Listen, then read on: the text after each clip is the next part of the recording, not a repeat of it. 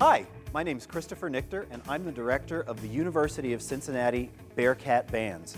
And today, we're going to be meeting some of the other band directors and looking at some hints, tips, and tricks for one day when you might successfully audition to become a member of, let's say, the Bearcat Marching Band, an over 300 member student organization here on the campus of UC that supports the football team at home games, supports the campus at other events. It's really one of the biggest musical organizations that we have here at UC. I'm really excited today to be introducing you to our Associate Director, Mr. Nick Angelis, who's going to show you some things on percussion, and our Assistant Director, Dr. Krista Mulcahy, will show you some things on woodwind instruments, brass instruments, and also color guard. You can learn more about the Bearcat Band program by visiting our website at ucbearcatbands.com. Now, let's get started. Hi, I'm Nick Angelis. I'm the Associate Director of the Bearcat Band for the University of Cincinnati. What you see in front of us is a marimba, and this is in the percussion family, melodic percussion. We use these in marching band and in concert band. And sometimes a marimba ensemble, or what we call a keyboard ensemble. So what I'll demonstrate for you today is a major scale, and there are 12 major scales that can be played on this instrument. When you're coming into the program, it's essential to be able to play these scales. So let me show you what they are.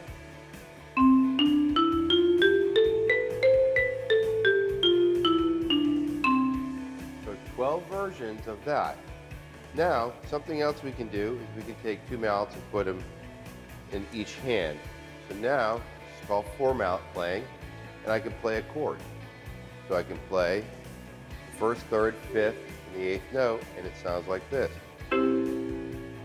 So another skill set that players have, melodic percussion players, or percussionists, are the ability to play with two mallets or four mallets, and we write the music for the marching band accordingly. So from the melodic percussion that we were just playing on, the major scales and maybe some arpeggio patterns, what we call permutation, where you play certain mallets at certain times. You play the first, the third, the second, the fourth, or the fourth, 3, 2, 1, or 1, 2, 3, 4. There are different variations that you can play with four mallets. There are different arpeggio patterns or sequential patterns that you can learn with two mallets as well. So, as well as the melodic percussion, it's important as a percussionist, as you're developing, to learn how to play what are called accessories or accessory percussion, crash cymbals, or how to play a triangle properly, how to play some Latin percussion, maybe some drum set, playing a samba or playing a calypso groove. All of percussion is encompassed through thousands of instruments. So it's a lifelong journey, but it's a fun one. Next, we're going to go to the marching snare drum. And the marching snare drum, whether it's the snare, the tenor drums, which are the multi-drums, or the bass drum, which are the large drums that create the boom sound, they all have one ingredient that needs to be able to be achieved as a marching member, and that's the coordination between your hands to your feet. The first pattern that you learn are quarter notes, and the sticking is right. Interestingly enough, the feet are opposite. It's left, right, left, right. So you have this cross pattern between your hand to the opposite foot and vice versa. So it sounds and looks like this.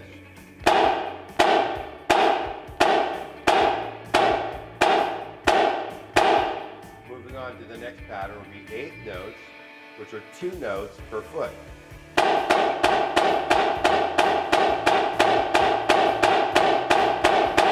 The next pattern you would learn would be three notes per foot.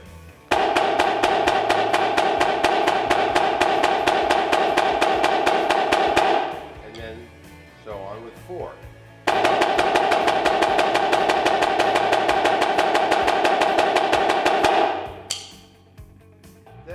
patterns called check patterns, which are variations of what you just heard, with the 16th notes.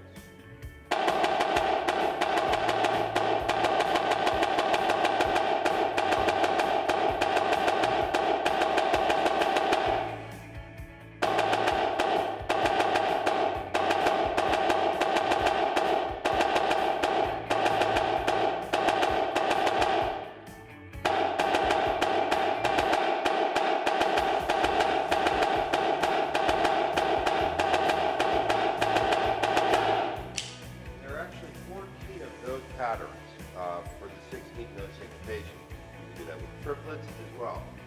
Why is that so important? Well, when you start getting into more verbiage or more vocabulary on the drum, that's the building blocks. That's the fundamentals to be able to know how to put your feet to the beat with your hands. So if I take something basic like what I just played, I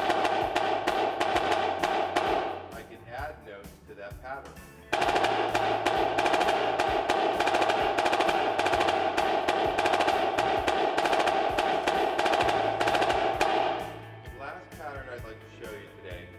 Are moving accent patterns.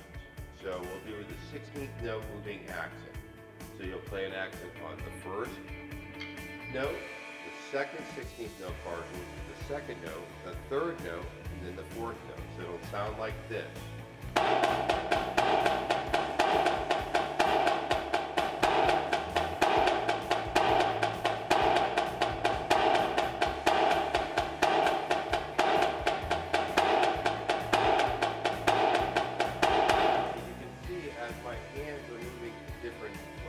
Accent patterns, my feet are always playing to the beat. So now I'll just do a little ad-lib for you so you can see how those patterns work together.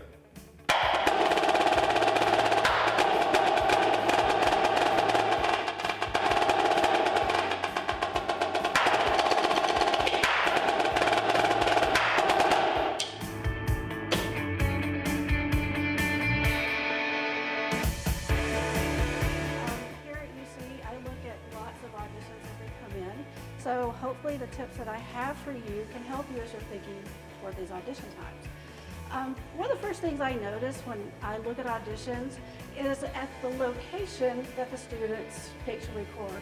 So as you're starting to look toward auditioning, and you're going to be sending a lot of virtual auditions, take time to look at where you're going to record your audition. You need a higher ceiling. Now we're in our band room right now. You don't need anything this high, but find an audition spot that has a higher ceiling to where you're not going to get too much of an echo. And one thing I've also noticed is that make sure the location you're at doesn't have a lot of these everyday noises that you hear. Make sure you're not too near a road with cars. You'll be surprised how many refrigerators humming and air conditioning units and birds chirping you have. So make sure that wherever you choose to do your audition is a place that's pretty quiet so that we can hear what you're actually doing. The second thing I would talk about is your recording device that you use. I would suggest that if you have a top-notch one, you use it. If you don't, maybe try to put a microphone on your unit that you're using. Whatever we do, we want to make sure that we hear the best quality. Sometimes with instruments, you get different timbres coming off your instruments, different sounds that don't give us the clearest quality. So make sure you review what you're sending into us to make sure that we're actually hearing your performance and we're getting the truest sound that we get from you. Okay, so now let's talk about the performance aspect. The first thing we want you to do is to play with confidence. That's going to show through in everything you do if you have confidence. So what's going to give you the confidence? Preparation. Get into the music, whatever you're going to play, make sure you know that inside and out. And practicing correctly makes you prepared. So make sure that whatever you're into, you tear that music apart and you're practicing it correctly, and you're not just going from beginning to end every time you practice. So when you're practicing, how do you practice correctly? Focus on your technique, your embouchure. Make sure that you have the correct reeds. Make sure you have the correct mouthpieces. And go through your music and do your articulations. If you have different kind of accents, if you have staccatos, make sure that you're doing what is on the page. Intonation. Make sure you know the pitch tendencies. If you've never done a pitch tendency chart, go ask your band director for one. That will make sure that you know that instrument. Every note you play, you should know, is it flat, is it sharp? So every time you play, you know how to adjust your instrument. Tone quality. That's a huge thing for wind players. You need to make sure your tone quality is representative of your instrument and of the music that you're playing. Tempo and rhythm. Use a metronome. A lot of people don't use a metronome when you practice. That is something you should use, and make sure the music you're playing is at the tempo it's required. Because if it's not, you're changing everything about the music. So please put it on a metronome. And if the music you're playing does not have a required tempo, call, ask what it should be. And body posture. A lot of people when they play, they don't exude the right posture. Well, not only is that going to make you play better, it's going to fix a lot of your problems, but that's going to exude the pride that you need. And when you get it to where you're playing for the Bearcat bands with any band, that pride is exuded when you've got the shoulders back and that head up. So that is what we are looking for. So let's say you're in 8th grade, but you're looking 5 years down the road, and you're saying, I'm going to be in the Bearcat bands. I actually get emails saying, I'm in 8th grade, I'm in 9th grade, but I want to be in band, so what can I start working on now? Well, let me tell you what you can start working on now. Start working on that chromatic scale, from the bottom of your instrument to the top of your instrument, okay? Then, as solos, whether you're going to solo an ensemble, whether you're trying out for all district, all state, any kind of etudes that you have, that's another thing we're going to ask for. And then, when it gets closer, you'll email and you'll say, can I have the fight song and can I have the alma mater? And you'll be prepared to walk in here and just nail a Bearcat band audition, okay? Before I give my final tip, we'll show you some of our instruments up here. We're in the middle of a Charge the Stadium Steps instrument campaign, our centennial campaign, where we're replacing all of our instruments.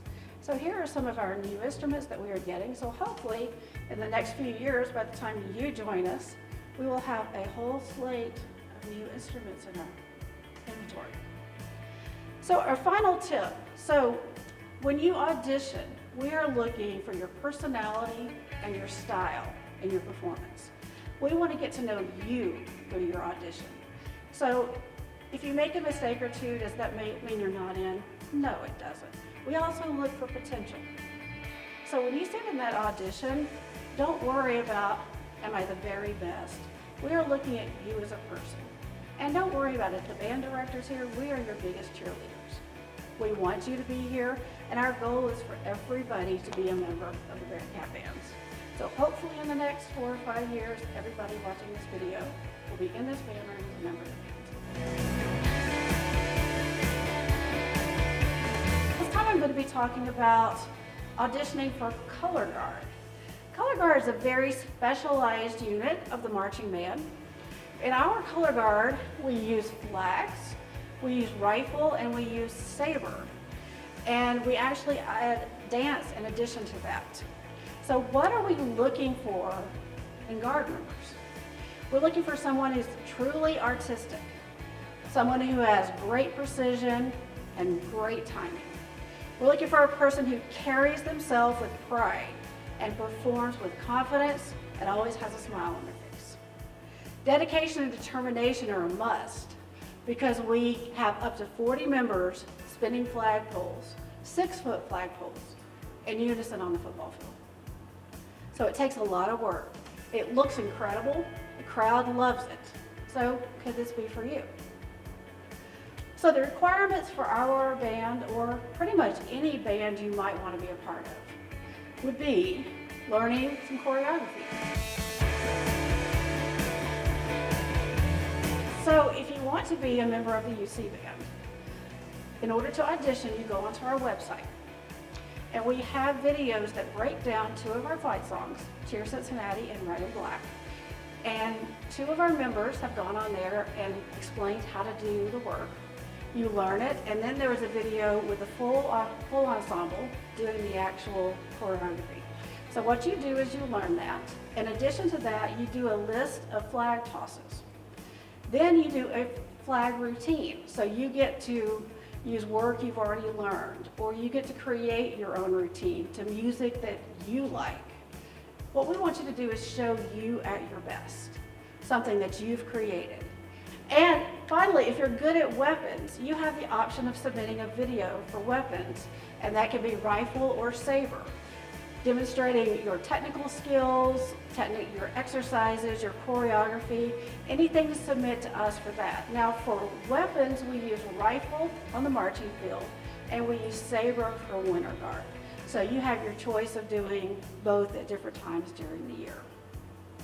So for color guard, basically what we're looking for is that personality that's really got to shine through.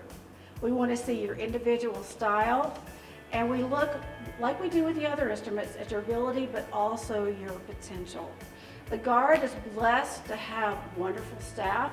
You'll have at least 3 coming in that will be working with you and teaching you during the year. And I will be here to kind of oversee everything that happens with the guard to make sure you have what you need. But if you're not coming here and you're going somewhere else, color guard is a great thing. So how could you further prepare for it? Color guard is a lot of dance. It's a lot of body movement, but it's really great, and it enhances the overall performance of the band. So if you're interested in color guard, get out there, find a way to get involved, because it's a great asset to the band.